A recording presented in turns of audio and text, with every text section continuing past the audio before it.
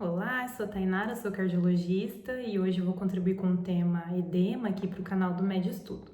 Então, antes de a gente abordar o tema específico dentro da cardiologia, primeiro é preciso a gente ter alguns conceitos em mente. Um sexto do nosso corpo é interstício, esse espaço entre as células em que a gente chama de interstício. E esse interstício tem que ser preenchido por alguma coisa, fibras de colágeno, proteoglicano e líquido. O extravasamento desse líquido e o menor e maior grau que será extravasado para o interstício vai depender das relações entre as pressões hidrostáticas e as pressões oncóticas, que foi muito bem explicado em vídeos anteriores aqui no canal. Então, a minha rede arterial lá na periferia, os capilares arteriais exercerão uma pressão hidrostática que vai empurrar esse líquido para a periferia, mas os meus capilares venosos são mais numerosos e reabsorvem esse líquido, trazendo de volta para a circulação. Um pouco ali de líquido que sobra, o sistema linfático é o responsável por fazer essa reabsorção e trazer de volta para o sistema venoso. Então, quando essa pressão hidrostática está muito aumentada, com extravasamento de líquido para o interstício e formação de edema, tem uma condição clínica na cardiologia que é a insuficiência cardíaca. Não precisa nem pensar duas vezes quando a gente fala em edema dentro da cardiologia. Então, o que é a insuficiência cardíaca? É uma síndrome complexa em que o coração trabalha com pressões de enchimento elevadas e com todo um sistema neurohumoral ativado. Então, o sistema neurohumoral é o quê? Um paciente com débito cardíaco mais reduzido, ele vai ser mais taquicárdico, porque o débito cardíaco é igual ao volume sistólico vezes a frequência cardíaca. Se esse paciente não consegue aumentar o volume sistólico, ele vai lançar mão de aumentar o tônus adrenérgico e fazer mais taquicardia a fim de compensar esse débito cardíaco reduzido. Então, o paciente vai ter resistência vascular periférica aumentada por causa desse tônus simpático exacerbado, com vasoconstrição, geralmente o paciente é vasoconstrito, mais frio nas periferias.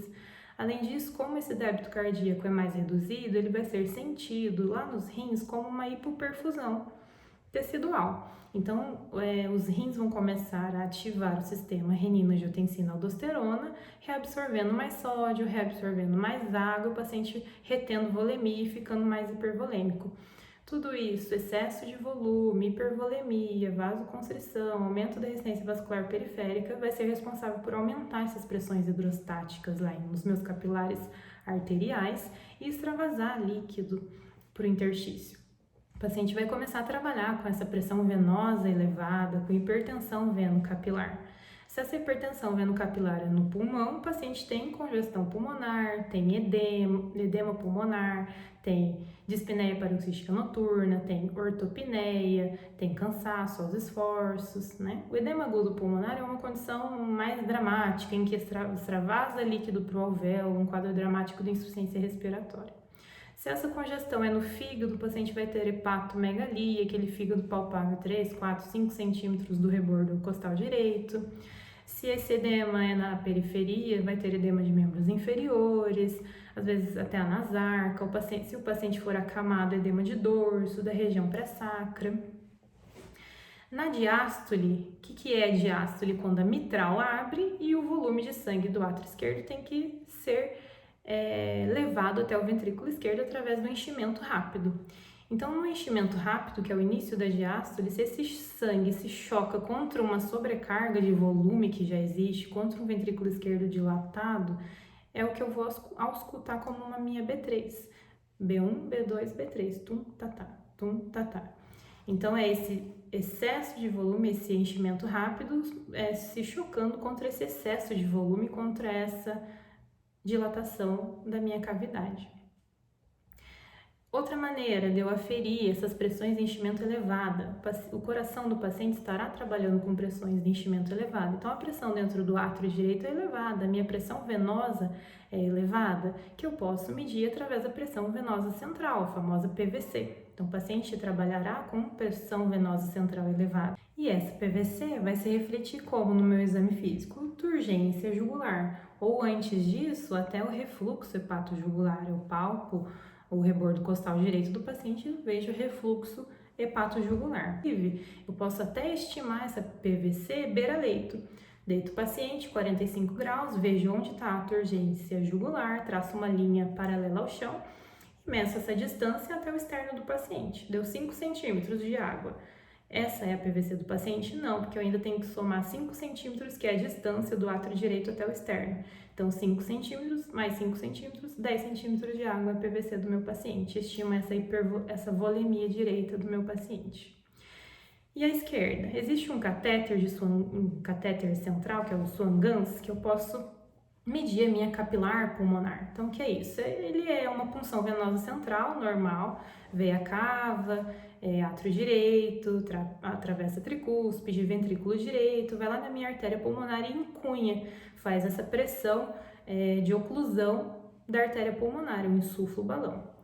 A partir do momento que eu insuflei o balão e faço a pressão de oclusão da artéria pulmonar, eu esqueço todo o meu coração direito e olho dali para frente. Essa pressão de oclusão da artéria pulmonar vai ser igual à pressão dentro do átrio esquerdo, que é igual à pressão diastólica final do ventrículo esquerdo.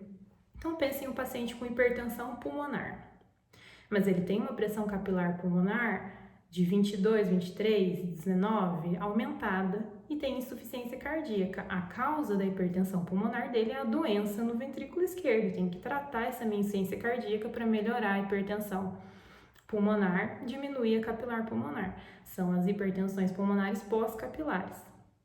Agora pense no paciente com hipertensão pulmonar em que a pressão de oclusão na artéria pulmonar é normal. Então tem que pensar nas hipertensões pulmonares pré-capilares, aquelas de causas pulmonares, enfim. Além disso, como esse paciente está trabalhando com pressões de enchimento elevadas, com estiramento das cavidades cardíacas, uma vez que o ventrículo esquerdo dilata, ele produz o BNP, que é o peptídeo natriurético cerebral, e eu posso medir isso na circulação. Então, ele tem um alto valor preditivo negativo. Por exemplo, se a minha suspeita é que aquela dispneia é insuficiência cardíaca ou não ambulatorialmente, posso lançar mão do BNP. Se ele vem menor que 35, menor que 50, é um alto valor preditivo negativo para excluir a insuficiência cardíaca. Ou ainda posso usar o ProBNP, que é menor que 125, um alto valor preditivo negativo para excluir a insuficiência cardíaca.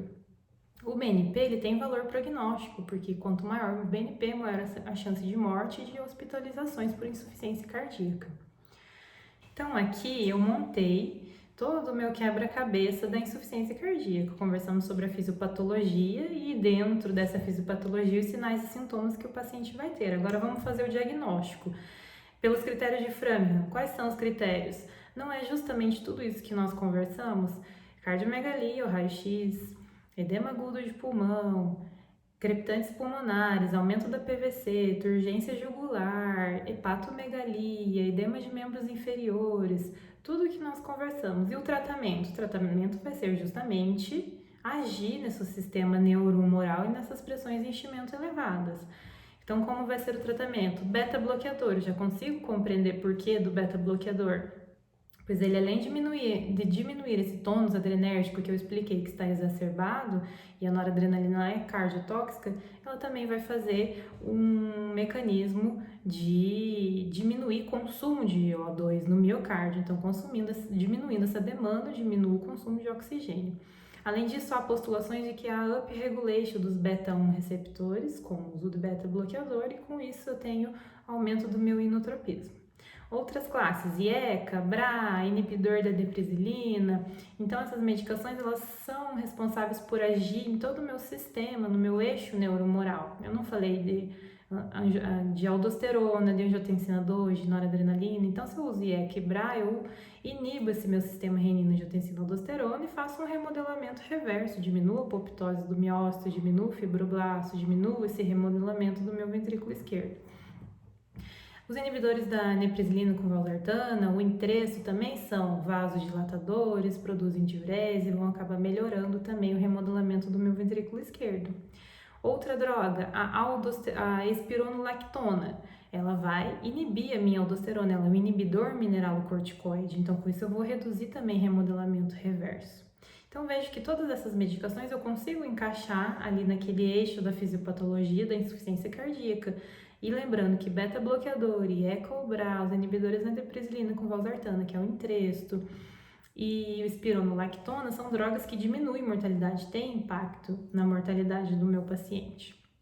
E como que eu diminuo esse edema, essa sobrecarga de volemia? Com o famoso diurético de alça, furosemida. Então, mas a furosemida ela não está relacionada com diminuição de mortalidade, ela é para reduzir sinais e sintomas do meu paciente.